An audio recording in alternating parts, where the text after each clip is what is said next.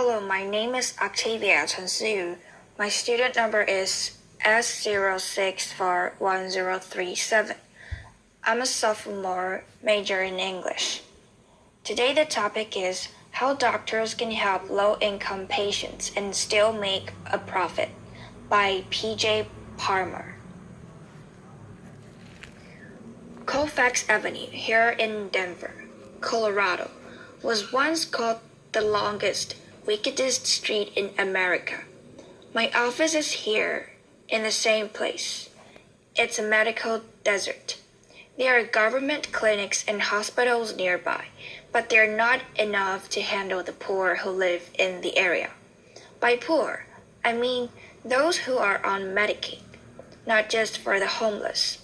20% of this country is on Medicaid. If your neighbors have a family of 4 and make less than $33,000 a year, then they can get Medicaid, but they can't find a doctor to see them. A study by Merritt Hawkins found that only 20% of the family doctors in Denver take any Medicaid patients. And of those 20%, some have caps, like 5 Medicaid patients a month. Others make Medicaid patients wait months to be seen, but will see you today if you have Blue Cross. This form of classist discrimination is legal and is not just a problem in Denver. Almost half the family doctors in the country refuse to see Medicaid patients. Why? Well, because Medicaid pays less than private insurance and because Medicaid patients are seen as more challenging. Some show up late for appointments, some don't speak English, and some have trouble following instructions. I thought about this while in medical school. If I could design a practice that caters to low-income folks instead of avoiding them, then I would have guaranteed customers and very little competition. Laughter. So after residency, I opened up shop, doing underserved medicine, not as a nonprofit, but as a private practice. A small business seeing only resettled refugees. That was 6 years ago, and since then, we've served 50,000 refugee medical visits. Applause. 90% of our patients have Medicaid, and most of the rest receive for free. Most doctors say you can't make money on Medicaid, but we're doing it just fine. How? Well, if this were real capitalism, then I wouldn't tell you, because you'd become my competition. Laughter.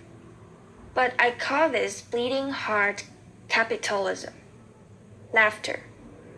And we need more people doing this, not less. So here's how.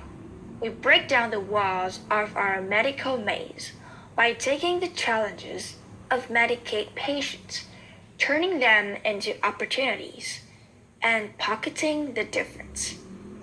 The nuts and bolts may seem simple, but they add up. For example, we have no appointments. We're walk-in only. Of course, that's how it works at the emergency room, at urgent cares, and at Taco Wow. Laughter. But not usually at family doctor's office. Why do we do it? Because Nasra can't call for an appointment. She has a phone, but she doesn't have phone minutes. She can't speak English, and she can't navigate a phone tree. And she can't show up on time for an appointment because she doesn't have a car. She takes the bus, and she takes care of 3 kids plus her disabled father. So we have no appointments.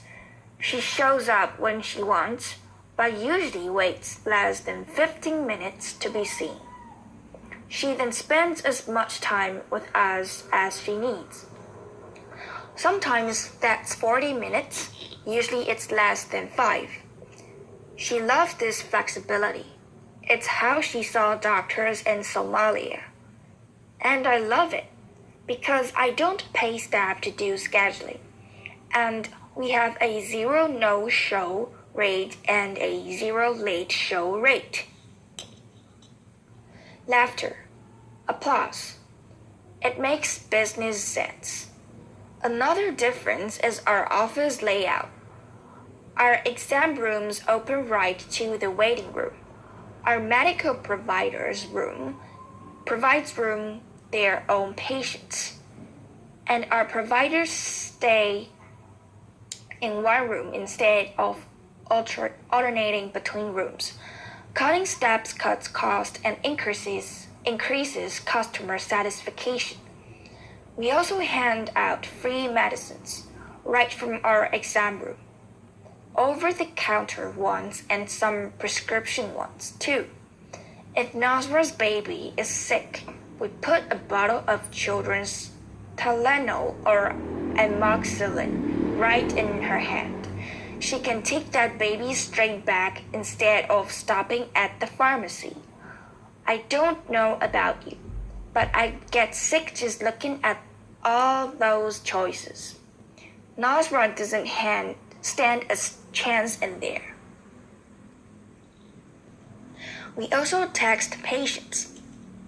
We're open evenings and weekends. We do home visits. We've jumped dead car batteries. Laughter. With customer satisfaction so high, we've never had to advertise, yet are growing at 25% a year. And we've become real good at working with Medicaid, since it's pretty much the only insurance company we deal with. Other doctors' offices chase 10 insurance companies just to make ends meet. That's just draining. A single payer system is like monogamy. It just works better. Laughter. Applause. Of course, Medicaid is funded by taxpayers like you. So you might be wondering, how much does this cost the system? Well, we're cheaper than the alternatives. Some of our patients might go to the emergency room, which can cost thousands, just for a simple cold. Some may stay home and let their problems get worse, but most would try to make an appointment at a clinic that's part of the system called the Federally Qualified Health Centers. This is a nationwide network of safety net clinics that receive twice as much government funding per visit than private doctors like me. Not only do they get more money, but by law, there can only be one in each area. That means they have a monopoly on special funding for the poor. And like any monopoly, there's a tendency for cost to go up and quality to go down. I'm not a government entity. I'm not a non-profit. I'm a private practice. I have a capitalist drive to innovate. I have to be fast and friendly. I have to be cost-effective and culturally sensitive. I have to be tall, dark, and handsome. Laughter. Applause. And if I'm not, I'm going out of business. I can innovate faster than a non-profit because I don't need a meeting to move a stapler. Applause. Really? None of our innovations are new or unique. We just put them together in a unique way to help low-income folks while making money. And then, instead of taking that money home, I put it back into the refugee company as a business expense. This is Mango House, my version of a medical home. In it, we have programs to feed and clothe the poor, an after-school program, English classes, churches, dentists, legal help, mental health, and the scout groups.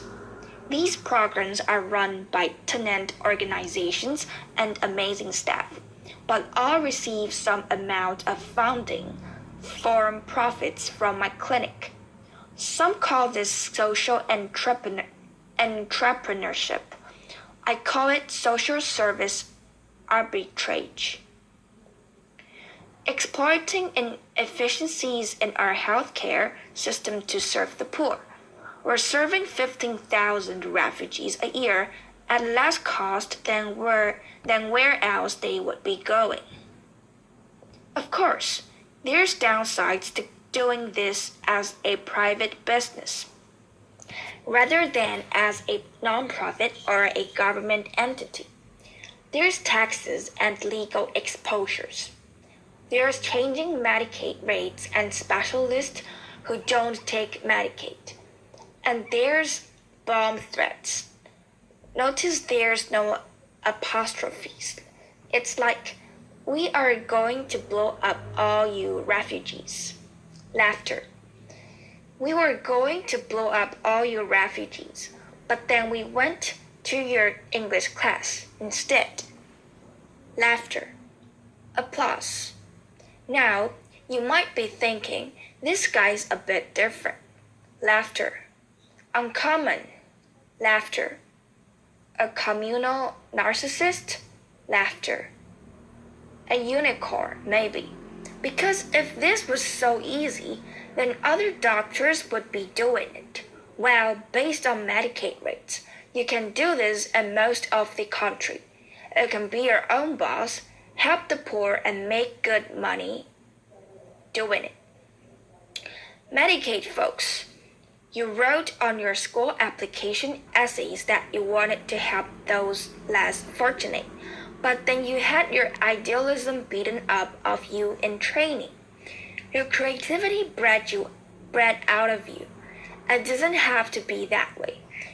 You can choose underserved medicine as a lifestyle specialty, or you can be a specialist who cuts costs in order to see low-income folks.